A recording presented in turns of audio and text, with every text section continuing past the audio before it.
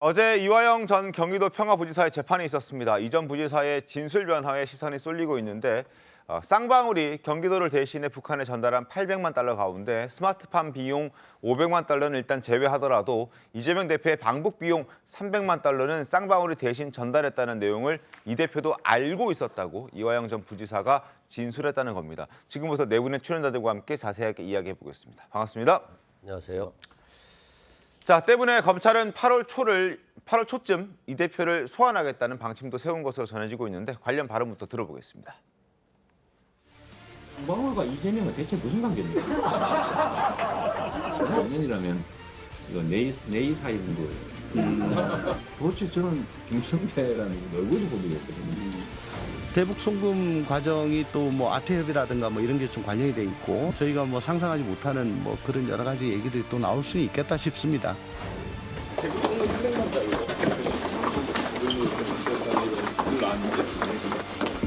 그래 아마 검찰에 이제 신작 소설이 나온 것 같은데 종전의 창작 실력으로 봐서 잘 안 팔릴 겁니다. 하지만 이재명과 김성태의 검은 커넥션이 고구마 줄기처럼 엮어져 나오고 있습니다. 이건 신작 소설이 아니라 사실에 입각한 내셔널 지오그래픽 다큐멘터리 시리즈입니다. 자, 이화영 전 부지사의 입에 관심이 쏠리는 건 바로 대표적인 이해찬계 출신의 경기도지사 시절 또 이재명 대표의 오른팔이로 불렸던 핵심 인물이기 때문입니다. 조선일보 보겠습니다. 자, 조선일보 사진부터 한번 함께 주목해 보시죠. 2018년 9월 11일이었습니다. 이재명 경기도지사와 이해찬 당시 민주당 대표가 경기도청에서 열렸던 더불어민주당 경기도 예산정책협의회에서 함께 입장하고 있는 모습, 그리고 그 뒤에 선명하게 이화영 전 평화부지사의 모습도 함께 포착이 됐습니다. 자, 바로 이 모습 얼마나 가까운지, 그리고 두 사람의 연결고리에 이화영 전 부지사가 있는 걸 마치 보여주듯이 저렇게 사진이 찍혀 있는 걸 확인할 수 있습니다. 자, 이화영 전 부지사 쌍방울에 방북을 요청했고 이재명 대표에게 보고한 사실을 인정했다고 합니다. 앞으로 이화영 전 부지사의 입장이 변화함에 따라서 이 수사가 얼마나 큰 파장과 또 속도를 가져올지 궁금해지는데, 자, 최병우 의원께서는 어떻게 좀 전망하십니까? 어제 법정에서 공개된 내용은요, 지금 얘기한 저 정도 수준보다는 조금 못 미칩니다. 그러니까 이제 쌍방울이 북한에 경기도를 대신해서 대납했다는 게 800만 달러인데 네. 그 중에 500만 달러 부분은 여전히 종전의 입장을 유지하고 있어요. 네. 근데 300만 달러 부분도 본인이 직접 관여했다고는 얘기를 하지 않았고 어제 법정에서는 네. 대신 이 300만 달러 부분은 액수를 얘기하지 않으면서 300만 달러를 북한의 쌍방울이 건네기 전에 네. 이재명 대표한테 방북 비용을 낼 것이다 또는 이런 부분은 보고를 했다는 거죠, 사전에. 네. 근데 그 사후 얘기는 어제 법정에서 얘기 안 했는데 조선일보 오늘 아침 보도에 따르면 이미 검찰 진술에서는 그 300만 달러 부분을 다 이재명 대표한테 보고를 했다, 이렇게 지금 이화영 전 부지사가 진술을 했다고 하거든요. 네. 그러니까 이제 그 조선일보 오늘 아침 보도가 맞다면 적어도 이재명 대표의 300만 달러 이 대납 부분은 이재명 당시 경기도지사가 정확하게 알고 있었다 하는 얘기가 되는 거죠. 네. 그럼 이게 이제 어떤 의미를 갖느냐면 지금까지는 이화영 전 부지사가 그 함구를 하고 있었기 때문에 김성태 전 쌍방울 그룹 회장과 이화영 전 부지사 간의 진실 공방처럼 지금 흘러오고 있었잖아요. 네. 그런데 이제 앞으로는 뭐 이재명 대표는 검찰에 아마 불려가면은 부인할 겁니다. 그러면 이제 이화영 전 부지사와 이재명 대표 간의 진실 공방 국면으로 바뀌어요. 아마 이 상태에서 재판으로 넘어갈 가능성이 좀 대단히 높다고 봅니다. 이승훈 변호사님 어떻습니까? 제가 봤을 때는 뭐 아직까지는 뭐 특별하게 바뀐 건 없는 것 같아요. 기사들만 보면. 왜 그러냐면 300만 달러 방북 비용과 관련해서 뭐 전혀 모르는 일이다, 자신은 관여한 적이 없다, 이렇게 했는데 네. 김성태 사장이 말도 안 되는 말을 하고 있다, 뭐 이렇게 계속 공격했잖아요. 상식적으로 보면 국민들 입장에서도 말이 안 되게 보였거든요. 그래서 그 부분에 대해서 자신이 김성태 회장에게 방북을 요청한 적이 있다, 그리고 이제 방북을 요청한 사실을 이재명 대표에게 보고했을 수는 있어요. 그런데 이 300만 달러에 대한 대납을 요청했다는 부분에 대해서는 아무런 말이 없어서 기존 입장을 유지한 것으로 보인다. 이런 기사들이 있거든요. 그러면 그냥 김성태가 이화영 전 부지사의 부탁을 받고 방북을 요청했을 수 있지만 돈과 관련된 것이 없다라고 한다면 큰 의미는 없는 거거든요. 그래서 이 부분에 대해서 정말 우리 최병묵 위원장님 말씀대로 방북 비용 300만 달러를 김성태에게 대납해달라고 요청을 했고 이 부분에 대해서 이재명 대표에게 보고를 한 것인지 승인을 받았는지 이 부분에 대해서 진술 조사가 있는지 여부는 좀 확인을 해봐야 될 것 같습니다. 이제 법정에서 이제 진술 조서가 나왔다는 거고요. 그다음에 이화영 전 부시장의 변호사도 이 부분을 인정했다고 하니까 네. 그건 제가 볼 때는 팩트인 것 같아요. 근데 이제 중요한 것은 그거잖아요. 이제 대북승무와 관련된 경기도 스마트팜과 관련된 500만 달러 그리고 이재명 당시 지사의 방북 비용을 대신 대납해 줬다는 300만 달러 아닙니까? 근데 이제까지 이화영 전 부지사는 전혀 이건 사실무근이다. 뭐 네. 알지도 못한다는 식으로 얘기를 해왔어요. 맞습니다. 그런데 태도의 변화가 보인 거죠. 네. 그래서 800만 달러 중에서 이제 300만 달러에서는 인정을 하는 방향으로 이제 진술 조서에 나와 있는 것 같고 또 이 부분에 대해서도 변호사가 어느 정도 인정한 걸로 보입니다. 그럼 이제 굉장히 중요한 의미는 두 가지죠. 하나는 이화영 전 부지사가 자기의 혐의에 대해서 이제까지 부인을 하다가 네. 적어도 300만 달러에 대해서 인정을 했다는 거예요. 그 하나가 첫 번째고. 네. 두 번째는 300만 달러 인정한 부분이 이화영에서 끝나는 게 아니고 네. 결국 이재명 지사에 연결되는 거 아닙니까? 그렇죠. 그럼 이재명 지사는 이거에 대해서 전혀 모르고 사실 부분이라고 얘기했지만 300만 달러에 대해서 보고를 했다는 거 아니에요. 그럼 본인은 이재명 대표가 모를 리가 없다는 거죠. 그럼 결과적으로 대북승무와 관련된 외환관리법 위반이랄지 그다음에 이제 제3자 뇌물이랄지 이런 부분이 사실은 굉장히 문제가 될 수 있고 이재명 대표에게 굉장히 불리한 사안이에요. 본인은 신작 소설이라고 얘기하고 있지만 네. 측근 중에 측근이 보고를 했다는 거 아니에요? 그럼 이제 더 이상 신작 소설이니 뭐 조작이니 이제 그런 말을 할 수가 없는 거예요. 그래서 아마 그 이화영 전 부지사의 이러한 진술 태도의 변화가 아마 이재명 대표를 굉장히 당혹스럽게 할 것이다 이렇게 봅니다. 알겠습니다. 자, 어제 저희가 보도한 내용을 잠깐 그래픽으로 준비해 봤는데요. 이화영 전 평화부지사가 어떻게 입장이 좀 바뀌었는지 화면을 보면서 간략하게 좀 정리를 해보도록 하겠습니다. 자, 지금 쌍방울 대북 송금은 경기도와 관련 없다라고 시종일관 주장해왔던 게 이화영 전 평화부지사의 입장이었습니다. 혐의를 전면 부인했었죠. 그러나 지난주 재판, 검찰이 이화영이 기존 입장과 달라진 부분이 있다라고 얘기하면서 거액을 쌍방울이 도와줬다는 취지로 당시 도지사였던 이재명 대표에게 보고했다. 그래서 진술 조서를 증거로 제출한 겁니다. 여기에도 얼마나 쌍방울이 도와줬는지는 금액이 구체적으로 나와 있지는 않습니다만 거액이라는 액수가 오갔다는 부분은 이재명 대표도 충분히 알 수 있을 것으로 저렇게 지금 내용이 전달되고 있습니다.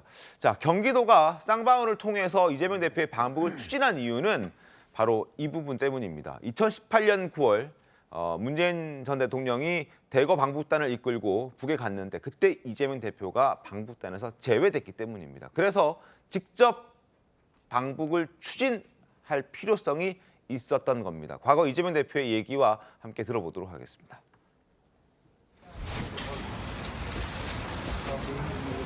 구체적인 사업 얘기는 없었나요? 옥류관 분점이라든가 이런 거는? 뭐 세부적 사업 얘기들은 좀 다음 기회에 하는 것으로 했고 좀 포괄적인 얘기들을 좀 많이 나눴습니다.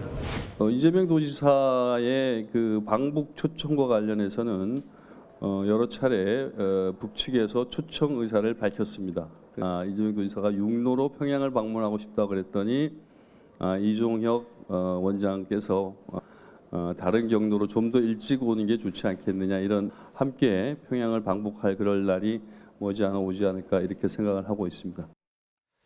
그리고 뭐 비슷한 시기에 쌍방울 전 김성태 회장 역시 대북 사업에 의혹을 보이기도 했는데 계열사 직원들에게 어떤 격려사를 하는 김성태 회장의 모습도 보겠습니다. 쌍방울 강림 나우스 직원 여러분, 임직원 여러분, 강림은 작년 매출 목표보다 상향하는 목표를 달성했습니다. 강림 임직원 여러분 감사합니다. 나우스는 힘든 한 해였습니다. 하지만 올해에는 재기하는 한 해로 될 거라 믿습니다. 쌍방울 강림 나우스 임직원 여러분 사랑하고 감사합니다. 자, 경기도와 쌍방울을 연결해주는 그 이화영이라는 사람이 있었고, 그리고 경기도 이재명 지사, 쌍방울의 김성태 전 회장이 서로 원하는 바가 맞아떨어지는 그런 이해관계 때문에 이런 일들이 벌어졌을 수 있다. 이렇게 충분히 볼 수 있는 것 아닌가요? 장동혁 의원님 어떻게 보셨습니까?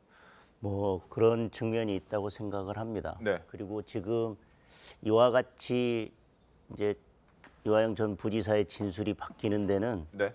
저는 중요하게 두 가지 측면이 있다고 생각합니다. 어떤 게 있습니까? 정치적으로는 사실은 우리가 이재명 대표의 대표가 국회의원을 하고 대표가 된 게 방탄이다라고 계속 주장을 해왔었는데 네. 결국 이재명 대표의 정치적 생명력이 강하게 살아있는 한 이 사건을 비롯한 대장동 사건의 주변 인물들의 입은 계속해서 닫혀 있을 수밖에 없지만 이재명 대표의 정치적인 생명력이 약해질수록 주변 사람들의 입은 계속해서 열릴 수밖에 없다는 측면이 있고 네.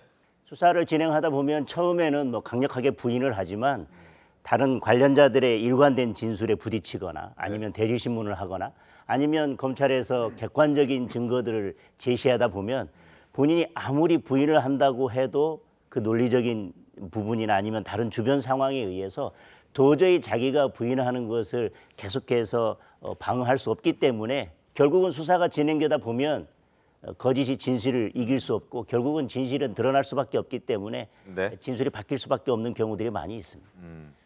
그런 차원에서 이제 불기 시작했다 이렇게 얘기를 해주시는데, 자 어찌됐든 이화영 전 부지사는 앞서 신문에서도 저희가 설명을 좀 드렸지만 이재명 대표와 이해찬 전 대표의 어떤 연결고리 역할이었습니다. 대선 후보로 급부상할 수 있었던 것도 바로 이해찬 전 대표의 어떤 도움 덕분이라는 해석도 충분히 가능할 것 같은데, 대선 후보 시절 과연 이해찬 전 대표는 이재명 대표를 어떻게 표현했을지 한번 들어보도록 하겠습니다. 그 이재명 지사가 재판도 받고 하는 과정 속에서 그 말하자면 잘못된 이미지 그게 굉장히 그 어려움을 겪게 만들었죠. 저도 처음에는 그 긴가민가 할 정도였으니까요.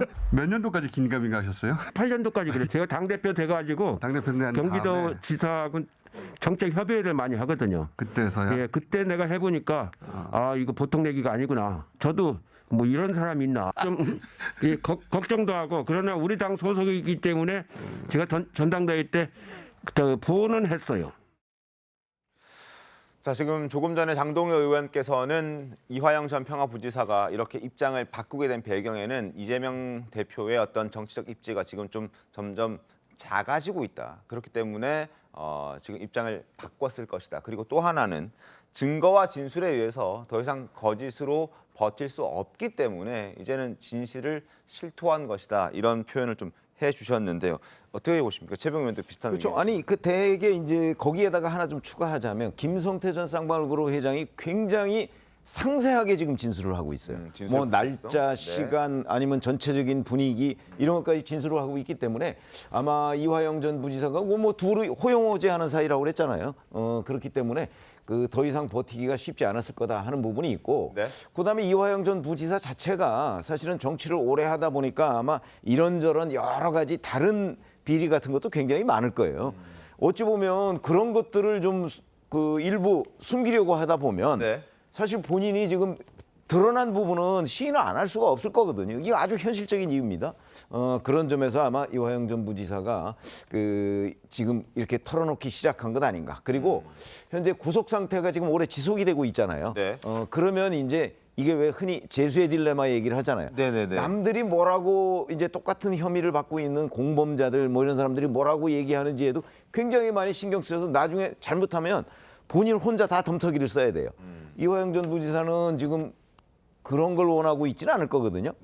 이런 것들도 아마 추가적으로 영향을 미쳐서, 그러니까 제가 알기로는 한두 달 전 정도부터 좀 심경의 변화가 있었던 것으로 그렇게 예상이 보이고, 그러면 앞으로 지금도 사실은 그 인정하는 부분이 거의 없는 거예요. 이제 방북 비용 300만 달러밖에 없잖아요. 그럼 앞으로 이제 스마트팜 사업비 대납 뭐 이런 데까지도 쭉 그 실토를 할 가능성이 저는 대단히 높아졌다고 봅니다. 스마트팜 사업 500만 달러와 관련해서는 아직까지 버티는 이유는 어디 있다고 보십니까? 그걸 자기가 인정하면 그 사실 스마트팜 사업비 대납을 본인이 북한에 가서 약속한 사람이잖아요. 그렇게 되니까 본인의 죄가 추가돼요. 본인의 죄 이재명 그 당시 경기도지사의 방북 비용과는 그걸 실토를 하더라도 본인과는 관련 없는 거거든요. 그냥 본인은 중간에서 매개 역할만 했는데 스마트팜 사업비는 그렇지 않다고 그래요.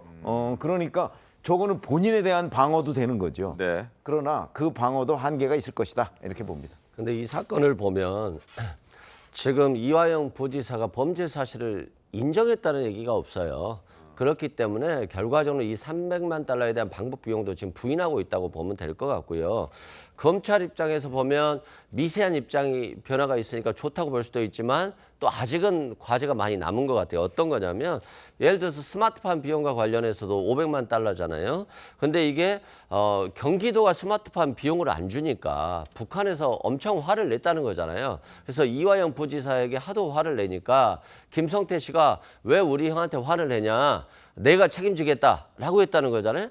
그러면 이 500만 달러를 경기도를 대신해서 지급하는 것 자체가 술자리에서 결정됐다는 거예요. 그럼 이재명 대표와 오히려 무관하다는 어떤 부분이 있는 것이고 그리고 이게 김성태 스스로에 의해서 결정했다는 부분이 있어서 어떻게 보면 이건 이재명 대표와 무관한 어떤 증언이 될 수도 있는 거거든요. 그래서 이 부분에 대해서도 검찰이 아직은 좀 수사가 미진하다고 볼 수 있을 것 같고요. 두 번째는 300만 달러 대납을 요청했다라고 하는 김성태의 진술이 있는지 여부가 불확실해요. 왜냐하면 300만 달러 대납을 요청했다라고 한다면 이건 자신의 범죄 사실을 인정하는 거거든요. 근데 인정했다는 진술이 없고 단지 방북을 요청을 김성태한테 부탁했다는 건데 그러게 보면 아까 TV에서도 보듯이 이화영 부지사가 TV에 나와서 방북 초청 의사를 북한이 밝혔다. 그래서 이재명 대표가 갈 수도 있다는 취지 발언을 하고 있잖아요. 그러면 이게 범죄 사실로서 인정을 한 것인지 아니면 그냥 북한과의 대북접촉 승인 과정을 통해서 경기지사가 북한으로 가겠다는 것인지가 지금 애매모호하거든요. 그래서 이제 진술조서를 제출했다고 하니까 이 부분의 내용을 봐야지 정말 이게 이화영 씨가 인정을 한 것인지 아닌지 좀 구별할 수 있을 것 같습니다. 그 부분에 대해서 조금 반박을 하면 사실 이재명 대표가 방북을 하는 이유는 정해져 있지 않습니까? 상방울을 도와주기 위해서 방북을 하지는 않을 테고 경기도나 어쨌든 이재명 대표의 자신의 어쨌든 정치적인 목적을 위해서 방북을 하는 것인데 아니 방북을 하려면 그 비용이 필요하고 그다음에 스마트팜이든 무엇이든 본인이 계획하고 있는 그 사업을 하려면 당연히 돈이 필요한 건 다 알고 있습니다. 그런데 네네. 그 돈을 누가 댔는지 이재명 대표나 경기도가 되지 않으면 누군가 다른 사람이 될 것이고 그 비용이 어디서 나오는지 그 비용에 대한 것은 이재명 대표도 너무나 잘 알고 있을 것입니다. 자기가 되지 않으면 지금 같이 가는 쌍방울이 될 수밖에 없는 거 아니겠습니까? 그것을 몰랐다. 그리고 그런 비용이 들어가는 것도 몰랐다. 나는 아무것도 몰랐다라고 한다면 방북을 왜 하는 것이지요? 저는 그 부분은 맞지 않다고 생각합니다. 네. 분명히 방북의 목적이 있고 본인이 방북을 하는데 비용이 드는데 그 비용에 대해서는 본인은 한 푼도 경기도에서는 한 푼도 되지 않았는데 같이 가는 쌍방울이 되는 걸 몰랐다. 그리고 분명히 지금 300만 달러에 대해서는 보고를 했는데 그러면 본래 방북하는 목적인 스마트팜에 대해서는 그 비용이 어떻게 되는지 누가 어떻게 하는지 전혀 몰랐다. 그것은 상식적으로 납득하기 어렵다고 생각합니다. 알겠습니다. 그리고 김성태 전 회장도 최근 재판에 증인으로 출석해서 상당히 의미 있는 또 증언을 쏟아냈다고 합니다. 어떤 내용들이 있었는지 한번 보여드리겠습니다.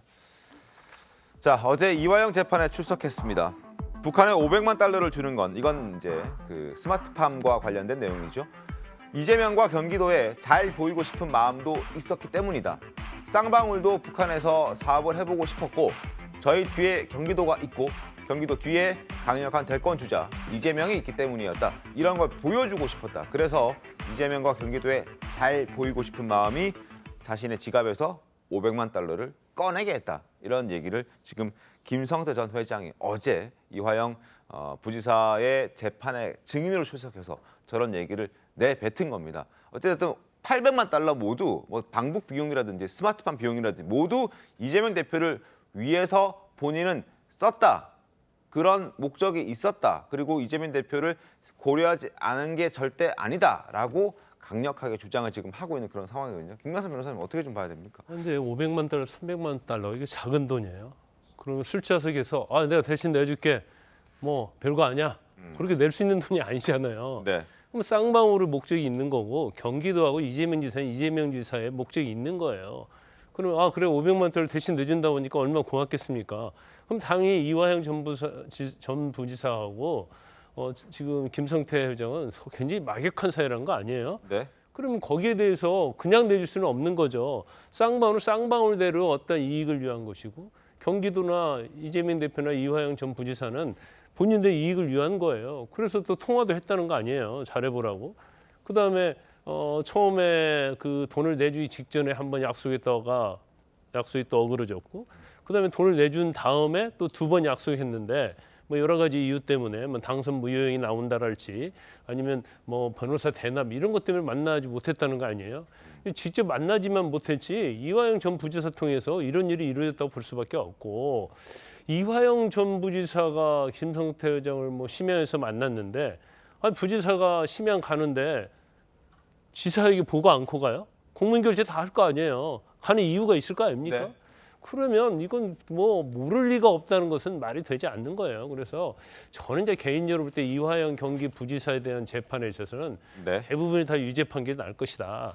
단지 이재명 대표와 관련해서는 중간 역할을 했던 사람들이 전부 다 부인을 하고 있고 이재명 지사의 연결고리를 부인하고 있어요. 뭐 대장동도 마찬가지잖아요. 대북선거도 마찬가지예요. 이제 그렇기 때문에 이재명 대표까지 가기는 굉장히 쉽지 않지만 네. 아까 말씀드린 것처럼 지금 김성태 회장이 저렇게 노골적으로 다 얘기하고 있지 않습니까? 본인의 범죄 사실은 거의 다 인정하고 있어요. 거기다가 그 방문할 때 김성태 회장이 이화영 전 부지사만 간 게 아니고 수행한 사람이 있어요. 네. 쌍방울 쪽 사람도 있고 그다음에 경기도 공무원들이 있단 말이에요.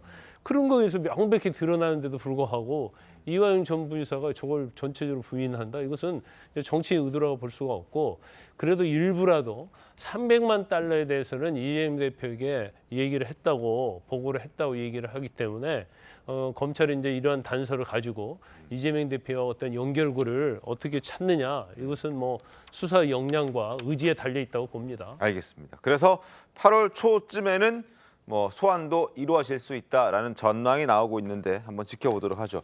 그리고 또 다른 사법 리스크, 이재명 대표를 둘러싸고 있는 또 다른 사법 리스크, 바로 백현동 개발 의혹과 관련해서도 이재명 대표를 겨냥한 유의미한 진술이 나왔다고 합니다. 자, 지난달 백현동 개발업자 정모 씨의 재판 출석 모습부터 보겠습니다. 횡령한 법인 돈 일부로 인허가 청탁 비용 정진상에 건넨 거 맞습니까?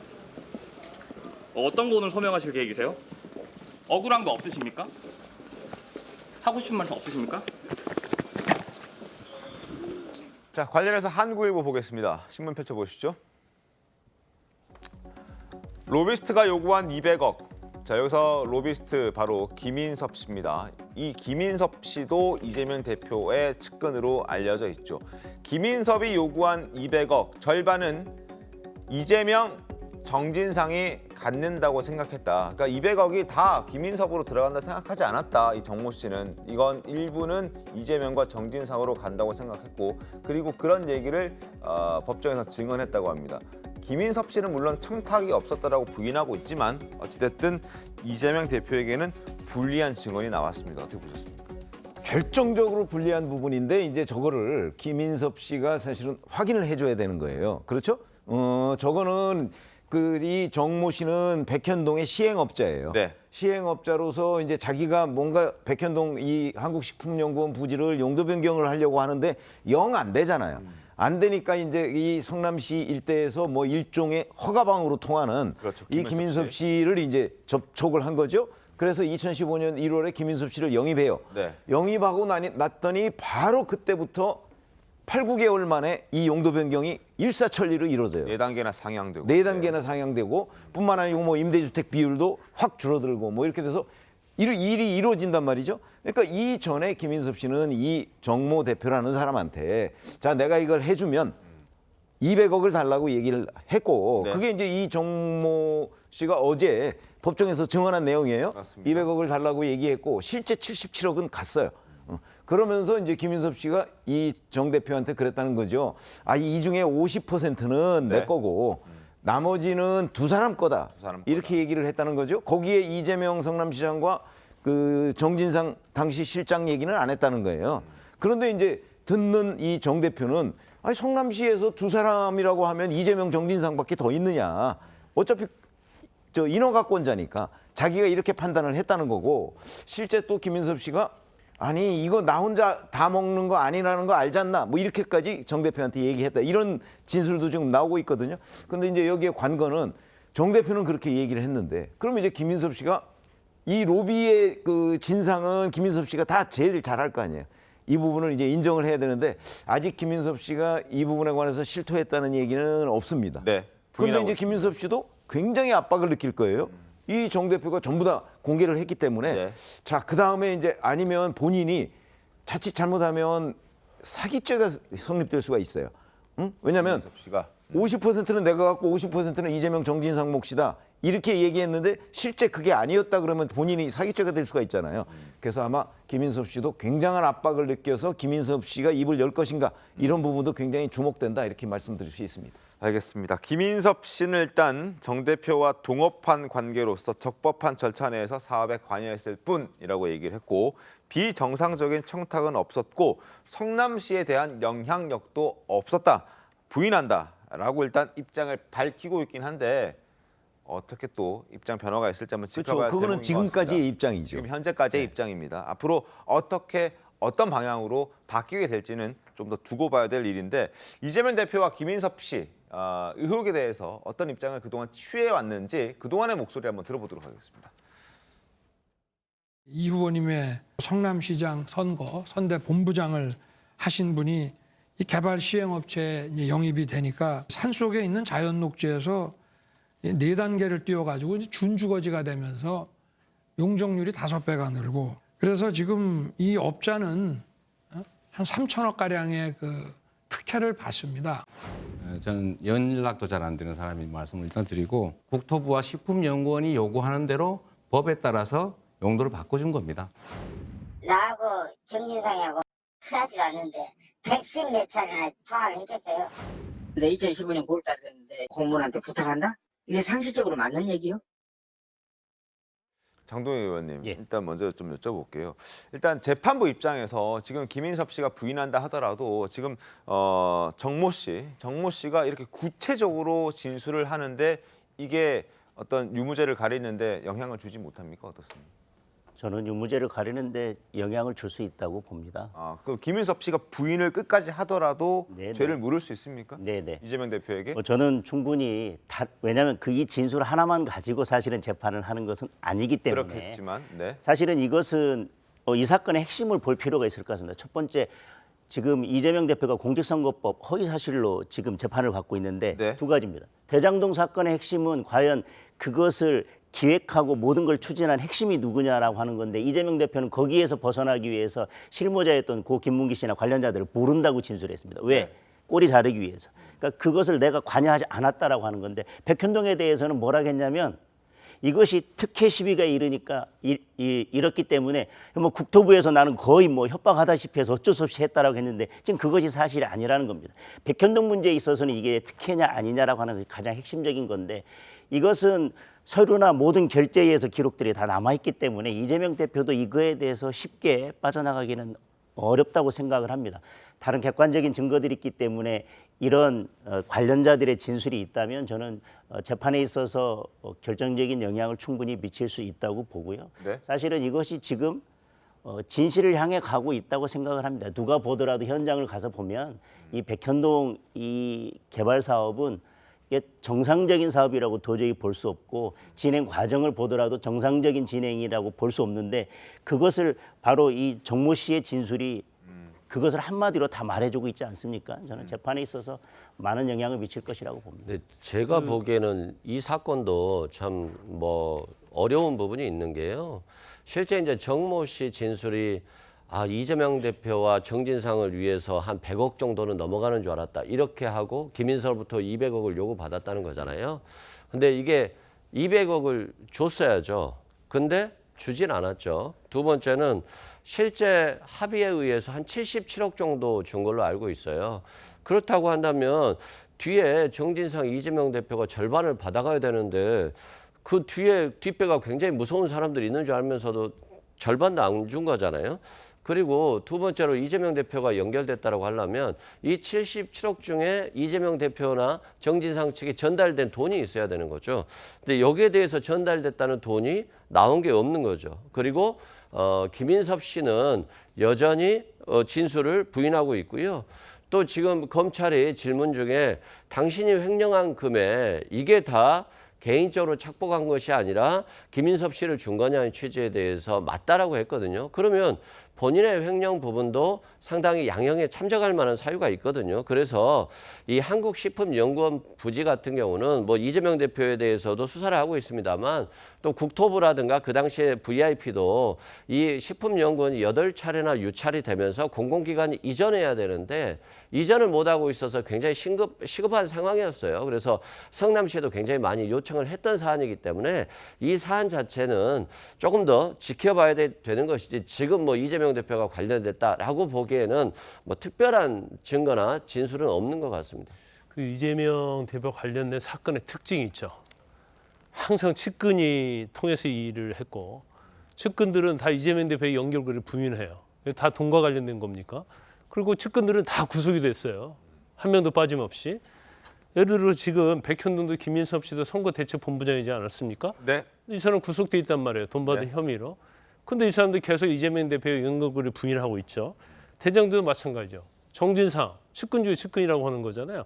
그래서 검찰이 계속 수사하는데 측근들이 입을 다물고 있으니까 정진상에서 지금 수사가 지금 중지돼 있단 말이에요.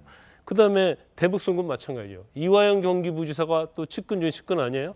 근데 이화영 경기부지사는 구속됐는데 거기서 딱 수사가 끊긴 거예요. 그럼 전체적으로 보면 이재명 대표 사건의 특징은 측근에서 다 끝난다는 거죠. 그렇지만 그 사람들이 구속되고 여러 가지 상황으로 보면 이재명 대표가 몰랐을 리 없다. 이제 그런 결론을 도출할 수밖에 없지만 결국은 이재명 대표를 기소하고 유죄로 하기 위해서는 이제 증거가 필요한 거 아니겠습니까? 그러다 보니까 이제 검찰이 그 연결고리 찾는 데 있어서는 엄청나게 이제 힘들어하고 있어요. 이재명 대표가 정말로 관여했는지 안 했는지 모르겠지만 저는 객관적으로 보면 그 증거에 보면 당연히 했을 거라고 합리적 의심을 할 수 있는데 결국 이제 증거 문제 때문에 계속 부인을 하고 거기에 대해서 이제 검찰이 뭐 그냥 결정적인 증거를 찾지 못하고 있으니까 결국 이게 상당히 이재명 대표 입장에서 보면 뭐 유리하다고 볼 수 있겠지만 어느 한뚝이 무너지면 아마 제가 볼 때는 막기는 굉장히 힘든 상황이 될 것이다 이렇게 봅니다. 알겠습니다. 상황 좀 지켜보도록 하죠.